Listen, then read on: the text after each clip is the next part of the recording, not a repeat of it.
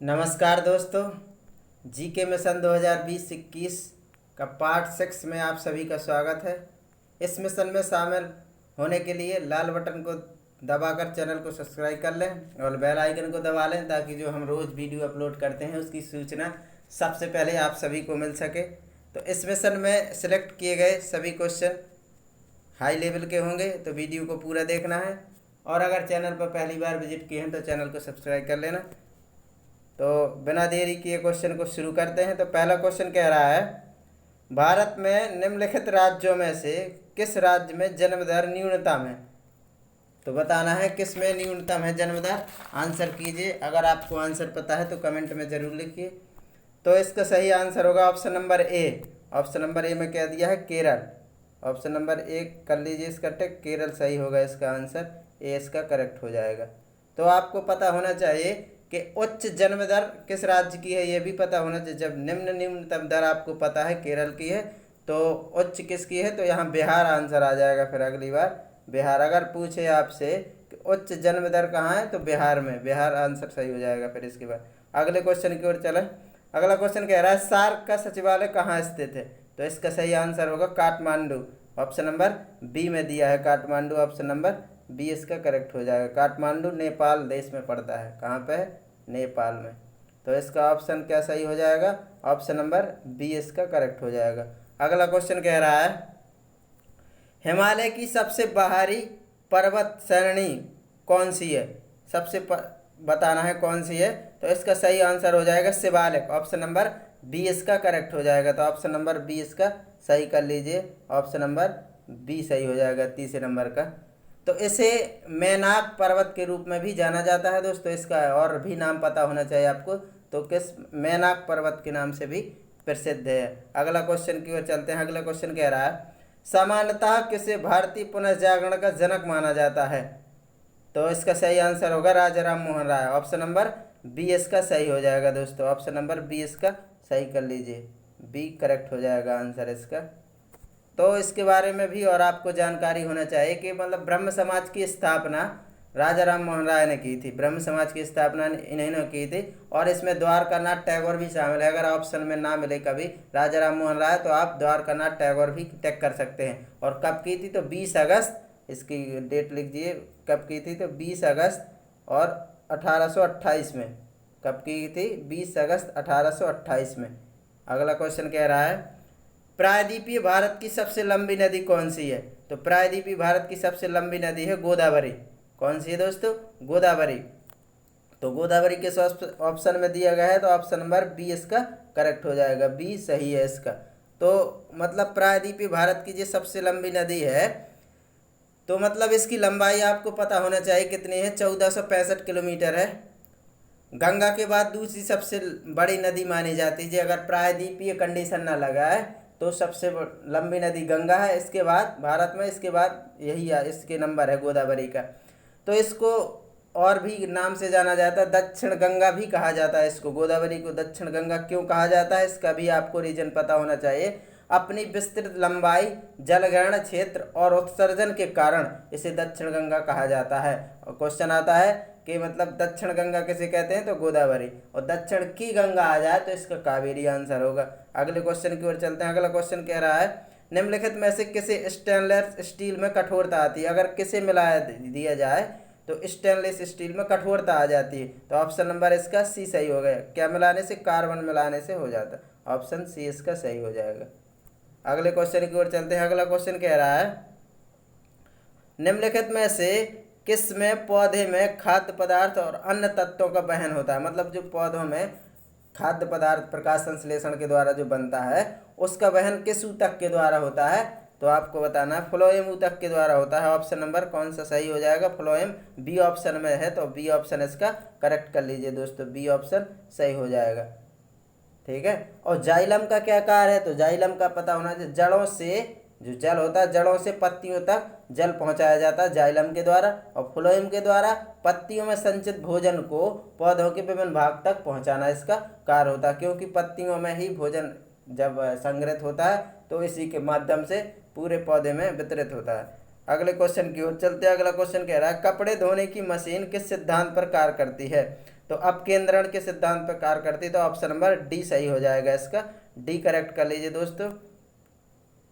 दोस्तों क्वेश्चन थोड़ी से बड़े टाइप में है तो पहले उनको पढ़ लीजिए, फिर इनके बाद ऑप्शन देख के आंसर कीजिए, क्योंकि छोटे क्वेश्चन हमारे वीडियो में नहीं रखे जाते हैं। जो मतलब अच्छे होते हैं क्वेश्चन और जिन पे थोड़ा सा दिमाग लगाने की जरूरत, वही क्वेश्चन हमारे वीडियो में संग्रहित किए जाते हैं। अगला क्वेश्चन कह रहा है, जनसंख्या की जनगणना के संदर्भ में लिंग अनुपात शब्द का सही अर्थ क्या है। मतलब क्या अर्थ होता है लिंग अनुपात का? मतलब होता है 1000 पुरुषों में महिलाओं की संख्या मतलब कितनी है, ये होता है लिंग अनुपात का मतलब। तो ऑप्शन नंबर किसमें है? बी ऑप्शन इसका सही हो जाएगा। तो ऑप्शन नंबर बी इसका टिक कर लीजिए, बी ऑप्शन सही। 1000 पुरुषों में महिलाओं की संख्या कितनी है। अगले क्वेश्चन की ओर चलते हैं। राजस्थान में परमाणु विद्युत केंद्र कहाँ स्थित है? बताना है आपको कहाँ पे स्थित है राजस्थान में परमाणु विद्युत केंद्र कहाँ है।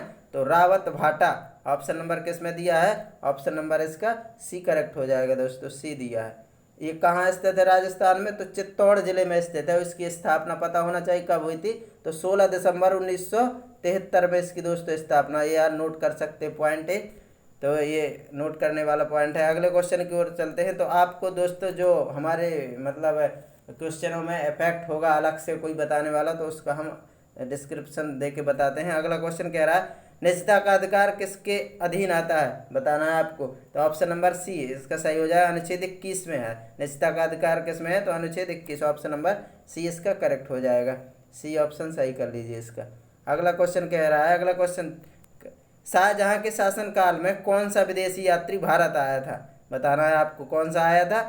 तो मनुक्की आया था। ऑप्शन नंबर किस में दिया है? मनुक्की, डी ऑप्शन इसका करेक्ट हो जाएगा दोस्तों, डी ऑप्शन इसका सही कर लीजिए, डी ऑप्शन। ये इटली का यात्री था, ठीक है दोस्तों, इटली से आया था मनुक्की। अगला क्वेश्चन क्या कह रहा है, निम्न में अधातु बताइए कौन सी है। अधातु के बारे में बताना है कौन सी अधातु है। तो इसका ऑप्शन नंबर सी हो जाएगा, फ्लोरीन है, अधातु है, अधातु तत्व है जी, ठीक है दोस्तों। तो इसके बारे में भी आपको कुछ जानकारी होना चाहिए कि मतलब जो फ्लोरीन है किस समूह का है। तो हैलोजन वर्ग का सदस्य दोस्तों, किसका? हैलोजन वर्ग का सदस्य दोस्तों। तो मतलब इसकी विद्युत ऋणात्मकता भी सर्वाधिक होती है। हैलोजन वर्ग में सबसे ज़्यादा विद्युत ऋणात्मकता फ्लोरीन की ही होती है। और मतलब फ्लोरीन गैसीय अवस्था में पाया जाता है जी, किस अवस्था में पाया जाता है? गैसीय अवस्था में। अगला क्वेश्चन देखिए, अगला क्वेश्चन कह रहा है, मानव मस्तिष्क की कौन सी पाली श्रवण से संबंधित है, सुनने से संबंधित है। तो पहले आप क्वेश्चन पढ़ लीजिए, इसके बाद नीचे इसके ऑप्शन दिए गए हैं। तो इसका है सी ऑप्शन करेक्ट हो जाएगा, शंख पाली। क्या हो जाएगा? सी ऑप्शन सही हो जाएगा, शंख पाली सही कर लीजिए, इसका सी ऑप्शन करेक्ट हो जाएगा, सी ऑप्शन सही है। अगला क्वेश्चन कह रहा है, अगले क्वेश्चन की ओर चलें। चेरनोबिल महाविपदा किसके प्रदूषण का परिणाम है? बताना किसके प्रदूषण का परिणाम था, ये घटना हुई थी।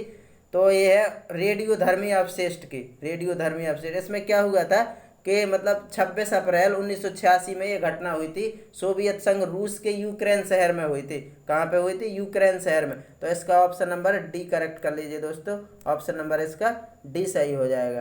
तो आपको पता होना चाहिए कब ये घटना हुई थी, 1986 में। कहाँ हुई थी? सोवियत संघ रूस के यूक्रेन शहर में एक हुई थी ये। अगला क्वेश्चन कह रहा है, केरल तट पर रेडियो एक्टिव प्रदूषण निम्नलिखित में से किस कारण से हुआ है? किस कारण से? तो थोरियम के कारण, क्योंकि थोरियम सबसे ज़्यादा केरल में पाया जाता है। तो इसी का आंसर सी सही हो जाएगा, इसलिए इसका सी आंसर इसका करेक्ट कर लीजिए दोस्तों, 16 नंबर का सी। अगला क्वेश्चन कह रहा है, स्तनधारियों में उत्सर्जन का एक महत्वपूर्ण कार्य निम्नलिखित में से कौन सा है? बताना है, स्तनधारी में उत्सर्जन का एक महत्वपूर्ण कार्य निम्नलिखित में से कौन सा अवयव करता है? कौन सा अंग है जो उत्सर्जन का मतलब महत्वपूर्ण भूमिका निभाता है? तो गुर्दा या वक्र या किडनी भी बोलते हैं इसके। तो ऑप्शन नंबर किसमें दिया है? बी ऑप्शन इसका करेक्ट हो जाएगा। आप चारों ऑप्शन देख सकते हैं, बी ऑप्शन इसका करेक्ट कर लीजिए, गुर्दा, वृक्क या किडनी। इसके कई नाम हैं, 3 नामों से आ सकता है दोस्तों। अगले क्वेश्चन की ओर चले। अगला क्वेश्चन कह रहा है, द्वितीय हरित क्रांति का उद्देश्य निम्नलिखित में से किस कृषि उत्पाद की वृद्धि से संबंधित था? मतलब किससे संबंधित था? तो मतलब द्वितीय ये हरित क्रांति थी, इसका उद्देश्य ही था छोटे और सीमांत किसानों की समस्या का समाधान करना, ठीक है दोस्तों। तो ऑप्शन नंबर इसका क्या सही हो जाएगा? अंतर्वृष्टि वृद्धि करना था इसमें। तो ऑप्शन नंबर सी इसका सही कर लीजिए दोस्तों, सी सही हो जाएगा, सी इसका करेक्ट हो जाएगा। अगला क्वेश्चन कह रहा है, भारत के उत्तर पश्चिमी भाग में शीतकाल में जो ठंडियों में निम्नलिखित में से किस कारण से वर्षा होती है आपको बताना है। तो पश्चिमी विक्षोभ के कारण, या कह सकते हैं पश्चिमी विक्षोभ के कारण 19 नंबर का ए हो जाएगा। 19 नंबर का ए करेक्ट आंसर हो जाएगा। 19 नंबर का ए हो जाएगा। एक बार और दोस्तों क्वेश्चन को पढ़ लें। भारत के उत्तर पश्चिमी भाग में शीतकाल में निम्नलिखित में से किस कारण से वर्षा होती है। तो पश्चिमी विक्षोभ के कारण, जिससे तमिलनाडु साइड वर्षा होती है सबसे ज़्यादा। अगला क्वेश्चन कह रहा है 20 नंबर कह रहा है कौन से पुर्तगाली नेता ने ब्लू वाटर पॉलिसी शुरू की थी।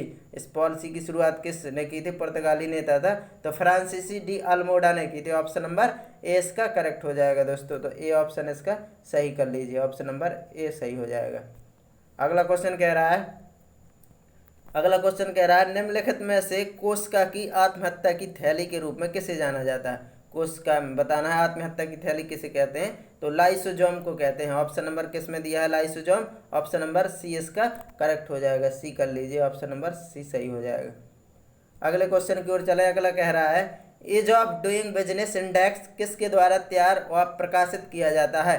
तो ये विश्व बैंक के द्वारा किया जाता है। विश्व बैंक किस ऑप्शन में है, ऑप्शन नंबर डी इसका करेक्ट हो जाएगा। ऑप्शन नंबर डी करेक्ट कर लीजिए दोस्तों, इसका सही हो जाएगा डी। अगले क्वेश्चन की ओर चलते हैं। निम्नलिखित नदियों के युग्म में से किसे सर्वप्रथम जोड़ा गया है। सबसे पहले किसे जोड़ा गया था, ध्यान रखना, बहुत अच्छा इंपोर्टेंट क्वेश्चन है जी। तो सबसे पहले गोदावरी और कृष्णा को जोड़ा गया था। सभी ऑप्शन पढ़ के आंसर दीजिए। गोदावरी और कृष्णा को तो कब जोड़ा गया था ये भी आपको पता होना चाहिए। तो आंध्र प्रदेश में ये हुआ था, मतलब इस और 2015 में इन्हें जोड़ा गया था। सबसे पहले 2015 में इन्हें जोड़ा गया था। कहाँ पे, आंध्र प्रदेश में है जी। ठीक है दोस्तों, ध्यान रखना, आंध्र प्रदेश में। तो कौन सा, गोदावरी और कृष्णा, इसका सही हो जाएगा ऑप्शन नंबर सी। अगला क्वेश्चन 24 कह रहा है कुख्यात विश्वासघाती मीर जाफर किस युद्ध से संबंधित था। तो मीर जाफर था प्लासी के युद्ध से। किस ऑप्शन में प्लासी सही है, बी ऑप्शन इसका करेक्ट हो जाएगा, प्लासी के युद्ध से संबंधित था। अब आपको पता होना चाहिए प्लासी का युद्ध कब हुआ था। तो 1757 में हुआ था जी। कब हुआ था, 1757। इसमें प्लासी के युद्ध में अंग्रेजों ने सिराजुद्दौला की सेना को परास्त किया था। ठीक है, पराजित किया था। अगले क्वेश्चन की ओर चलें। अगला क्वेश्चन कह रहा है ताजे जल की तुलना में समुद्र जल का हिमांक बिंदु होता है, बताना है उच्च होता है या निम्न होता है। ताजे जल की तुलना में समुद्र जल का हिमांक बिंदु निम्न होता है। तो निम्न ऑप्शन किस में दिया है, ऑप्शन नंबर बी इसमें सही हो जाएगा। ठीक है दोस्तों, बी ऑप्शन सही हो जाएगा। ताज़ा जल जो होता है 32 डिग्री फ़ारेनहाइट में जम जाता है। कितने, 32 डिग्री फ़ारेनहाइट पे ताज़ा जल होता है वो जम जाता है। और जो मतलब समुद्री जल होता है वो 28.4 डिग्री फ़ारेनहाइट पर जमता है। कितने पे, 28.4 फ़ारेनहाइट। तो इससे क्या निष्कर्ष निकलता है कि जल में लवण की मात्रा जितनी अधिक होगी हिमांक बिंदु उतना ही कम होगा। ये आपको याद रखना है या लिख लेना है अगर ना आपको मालूम हो। अगला क्वेश्चन कह रहा है दक्षिण पश्चिम मानसून के समय आर्द्र पवनें कहाँ बहती हैं। तो आपको बताना है कहाँ से कहाँ की ओर बहती हैं। तो सभी ऑप्शन है स्थल से समुद्र की ओर, समुद्र से स्थल की ओर। तो आपको बताना है तो समुद्र से स्थल की ओर बहती हैं। दक्षिण पश्चिम मानसून के समय आर्द्र पवनें कहाँ से कहाँ की ओर बहती हैं। तो समुद्र से स्थल की ओर। ऑप्शन नंबर बी इसका करेक्ट कर लीजिए, ऑप्शन नंबर बी सही हो जाएगा दोस्तों, ऑप्शन नंबर बी इसका करेक्ट है। अगले क्वेश्चन की ओर चलें। अगला कह रहा है फाइल एक्सटेंशन AVI संबंधित है किससे, ये कंप्यूटर से संबंधित। इस वीडियो में हमने 5-6 क्वेश्चन कंप्यूटर से भी सिलेक्ट किए हैं, तो इनको भी ध्यान से पढ़ना है। फाइल एक्सटेंशन AVI संबंधित है तो किससे होता है, वीडियो से। ऑप्शन नंबर सी इसका सही हो जाएगा, option number C. Audio video दोनों से रहता है तो ऑप्शन और भी मिल सकता है, ऑडियो भी मिल सकता है, तो दोनों सही है इसके। अगला क्वेश्चन कह रहा है हीराकुंड नदी परियोजना किस नदी पर स्थित है। हीराकुंड बताना है तो ये महानदी पर स्थित है। कहाँ पे दोस्तों, महानदी में स्थित है। कहाँ पे, ऑप्शन नंबर ए इसका करेक्ट हो जाएगा, ऑप्शन नंबर ए में दिया है ये, ऑप्शन नंबर ए सही कर लीजिए इसका। तो बताना है जो हीराकुंड परियोजना है कहाँ पे है, तो उड़ीसा के संबल जिले में है। कहाँ पे है, उड़ीसा के संबल जिले में, इतना आपको याद रखना है, उड़ीसा के संबल जिले में है दोस्तों। अगला क्वेश्चन कह रहा है, और भी इसमें थोड़ा सा इफेक्ट क्वेश्चन है, इसमें है कि मतलब नागार्जुन परियोजना है जे किस नदी पर है, कृष्णा नदी पर, ये भी याद रखना है। और जो हीराकुंड परियोजना है ये भारत की प्रथम बहुउद्देशीय परियोजना का नाम बताना है आपको। तो क्या है, दामोदर नदी घाटी परियोजना है, 19 1948 में इसको बनाया गया था। ये इससे संबंधित क्वेश्चन थे। अगले क्वेश्चन है, अगला क्वेश्चन कह रहा है माइक्रोसॉफ्ट पावर पॉइंट में सभी स्लाइड्स को देखने के क्रम में किसका प्रयोग किया जाता है, बताना है आपको किसका प्रयोग किया जाता है। तो व्यू स्लाइड सॉर्टर का प्रयोग किया जाता है। ऑप्शन नंबर ए इसका करेक्ट हो जाएगा। ऑप्शन नंबर ए सही कर लीजिए, इसका ए सही हो जाएगा। अगला क्वेश्चन कह रहा है छऊ किस राज्य का प्रसिद्ध लोक नृत्य, तो कहाँ का है, छऊ झारखंड का है, मुख्यतः झारखंड का है, लेकिन और अदर उससे लगे हुए राज्य जैसे झारखंड, उड़ीसा, पश्चिम बंगाल में भी ये मनाया जाता है जब युद्ध के समय इसको किया जाता है। ठीक है दोस्तों, तो कहाँ कहाँ का है छऊ, मतलब समानता तो झारखंड का है, लेकिन और भी उड़ीसा, पश्चिम बंगाल भी मतलब इसको करते हैं। तो ऑप्शन नंबर इसका क्या हो जाएगा, डी ऑप्शन करेक्ट कर लीजिए, इसका डी ऑप्शन सही हो जाएगा। अगला 31 कह रहा है MS एक्सेल में सभी फार्मूले किस सिंबल के साथ आरंभ होते हैं, तो बराबर इक्वल के साथ होते हैं। तो ऑप्शन नंबर डी में दिया है, इक्वल दिया है, डी ऑप्शन करेक्ट हो जाएगा, इसका डी सही कर लीजिए। कंप्यूटर से ये भी संबंधित क्वेश्चन है। भारत के किस क्षेत्र में वनस्पति को हेलोफाइट्स के रूप में वर्गीकृत किया गया है, हेलोफाइट्स के रूप में किसे वर्गीकृत किया गया है, तो सुंदरबन के जो हैं सुंदरबन, ऑप्शन नंबर सी इसका करेक्ट हो जाएगा। ऑप्शन नंबर सी सही कर लीजिए। सुंदरबन मतलब ये कहाँ पाया जाता है, बांग्लादेश और भारत के मतलब पश्चिम बंगाल के सीमा पे है, मतलब दोनों को मिक्सचर है ये, मतलब सुंदरबन बांग्लादेश और भारत के पश्चिम बंगाल में स्थित है, इसको ध्यान रखना है आपको। अगला क्वेश्चन कह रहा है निम्नलिखित में से कौन सा युग्म गलत है, मतलब कौन सा सही नहीं है। समदाब रेखा समान दाब की तरफ, ये सही है। समवर्षा रेखा ये गलत है, धूप नहीं होगा यहाँ वर्षा होगा। तो ऑप्शन नंबर बी इसका करेक्ट हो जाएगा। और जो सही है उनको भी आप पढ़ लीजिए। कह रहा है समताप रेखा समान ताप होता है, समताप रेखा वो दर्शाती मतलब समान तापमान वाले क्षेत्रों को, तो ये भी दे। अगला क्वेश्चन कह रहा है सार्वजनिक कार्यों में निवेश को किस रूप में जाना जाता है, आपको बताना। सार्वजनिक कार्यों में निवेश को किस रूप में जाना जाता है, तो पूंजी व्यय के रूप में। जो अर्थशास्त्र से संबंधित दोस्तों क्वेश्चन है, तो इसको भी पढ़ना है। अगला तो डी ऑप्शन इसका करेक्ट हो जाएगा, डी ऑप्शन सही कर लीजिए। अगला क्वेश्चन कह रहा है विंडो 8 में, ये कंप्यूटर से संबंधित क्वेश्चन है, विंडो 8 में ओपन विंडो के द्वारा साइकिल फॉरवर्ड के लिए किस शॉर्टकट की का उपयोग किया जाता है, आपको बताना है किस शॉर्टकट की का उपयोग किया जाता है। तो alt plus tab, option number D इसका करेक्ट हो जाएगा। ऑप्शन नंबर डी सही कर लीजिए दोस्तों, इसका डी सही हो जाएगा। अगला क्वेश्चन कह रहा है माइक्रोसॉफ्ट वर्ड में कंट्रोल प्लस राइट एरो का प्रयोग किस लिए किया जाता है, बहुत अच्छा क्वेश्चन है। तो कर्सर को दाएं और अगले वर्ड पर मूव कराने के लिए इसका किया जाता है। इसके ऑप्शन नीचे भी दिए गए हैं, तो ऑप्शन नंबर ए इसका करेक्ट सही है। कर्सर को दाएं और अगले वर्ड पर मूव कराने के लिए कंट्रोल प्लस राइट एरो का प्रयोग किया जाता है। ऑप्शन नंबर ए सही कर लीजिए, टिक कर लीजिए, इसमें ए सही हो जाएगा। अगर नीचे क्वेश्चन नीचे ऑप्शन दिए हैं, आप पढ़ भी सकते हैं, इनको भी पढ़ सकते हैं, ये दिए गए हैं। अगला क्वेश्चन कह रहा है NSDL का विस्तारित रूप बताना। NSDL का विस्तारित रूप क्या है, तो ये national securities depository limited. Option number किस में दिया है, जे डी में दिया है, तो डी इसका करेक्ट कर लीजिए दोस्तों, डी इसका करेक्ट आंसर हो जाएगा। इनको नोट डाउन करते जाना है, जो क्वेश्चन थोड़ा सा हार्ड है उसको जरूर नोट कर लेना। MS पावर पॉइंट में फर्स्ट स्लाइड के लिए किस कमांड का प्रयोग किया जाता है, फर्स्ट स्लाइड आपको चुनना है, तो किसका प्रयोग करेंगे, तो कंट्रोल प्लस होम का करेंगे। पहला पेज वैसे होम का होता है, तो इसका एस लग जाएगा, होम के लिए करते हैं। ऑप्शन नंबर इसका क्या हो जाएगा, सी करेक्ट हो जाएगा, सी सही कर लीजिए इसका। अगला क्वेश्चन कह रहा है वनों के वितरण को दिखाने वाले मानचित्र को क्या कहते हैं, वनों के वितरण को दिखाने वाले मानचित्र को कहते हैं थीमेटिक। ऑप्शन नंबर किस में दिया है, थीमेटिक। ऑप्शन नंबर बी इसका करेक्ट हो जाएगा, ऑप्शन नंबर बी इसका सही कर लीजिए। अगला क्वेश्चन इस वीडियो का लास्ट क्वेश्चन है दोस्तों, कह रहा है मीथेन जिसका सूत्र CH4 होता है के अणु में होता है एक बंध, द्विबंध, त्रिबंध, तो इसमें केवल एक बंध से जुड़े रहते हैं। ये CH4 एक बंध से जुड़ा रहता है, मतलब ये संतृप्त हाइड्रोकार्बन के अंतर्गत आता है। इस एल्केन वर्ग में भी रखा जाता है, इसको एल्केन वर्ग में रखा जाता है, तो एकल बंध के द्वारा जुड़े रहते हैं। ऑप्शन नंबर इसका ए करेक्ट हो जाएगा दोस्तों। तो हमारा 6वां सेट कंप्लीट होता है दोस्तों। तो नमस्कार दोस्तों, अगर पसंद आया तो हमारा वीडियो शेयर लाइक ज़रूर करना दोस्तों।